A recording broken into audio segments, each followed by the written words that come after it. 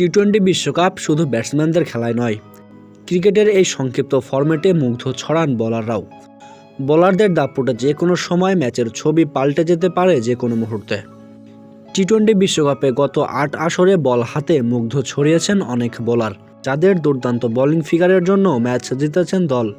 তো বন্ধুরা, চলুন জেনে নেওয়া যাক টি-20 বিশ্বকাপের ইতিহাসে সর্বোচ্চ 5 উইকেট শিকারী বোলারদের তালিকা।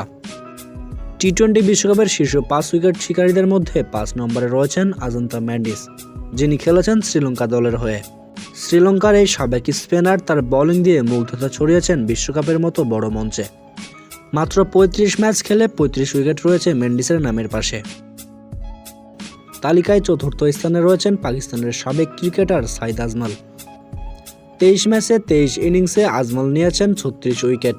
টি-20 বিশ্বকাপে তার বোলিং গড় 16.86 এবং ইকোনমি 6.79। মাত্র 19 রানে 4 উইকেট টি-20 বিশ্বকাপের মঞ্চে আজমলের সেরা বোলিং ফিগার।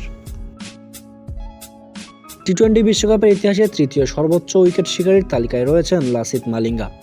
31 ম্যাচে 31 ইনিংসে বল করে শ্রীলঙ্কার এই বোলার নিয়েছেন 38 উইকেট।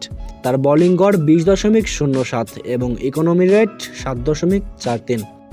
31 রানে 5 উইকেট টি-20 বিশ্বকাপে মালিঙ্গার সেরা বোলিং ফিগার। এই তালিকায় দ্বিতীয় স্থানে রয়েছেন পাকিস্তানি সাবেক অধিনায়ক শাহিদ আফ্রিদি।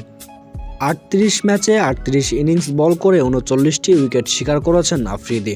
সাবেক এই পাক অলরাউন্ডারের বোলিং গড় 23.25 এবং ইকোনমি 6.71। 11 রানে 4 উইকেটে আফ্রিদির টি-20 বিশ্বকাপের সেরা বোলিং ফিগার। টি-20 বিশ্বকাপের ইতিহাসে সর্বোচ্চ উইকেট শিকারীর তালিকায় শীর্ষ স্থানে রয়েছেন বাংলাদেশের গর্ব সাকিব আল হাসান। তিনি 36 ম্যাচে 35 ইনিংসে বল করে 47টি উইকেট শিকার করেছেন। তার বোলিং গড় 18.64 এবং ইকোনমি রেট 6.78। 3বার নিয়েছেন 4টি করে উইকেট। মাত্র 9 রানে 4 উইকেট সেরা বোলিং ফিগার এই বিশ্বসেরা অলরাউন্ডারের। প্রিয় দর্শক, এই 5 জন ক্রিকেটারের মধ্যে আপনার পছন্দনীয় ক্রিকেটার কে তা অবশ্যই কমেন্টসে জানাবেন।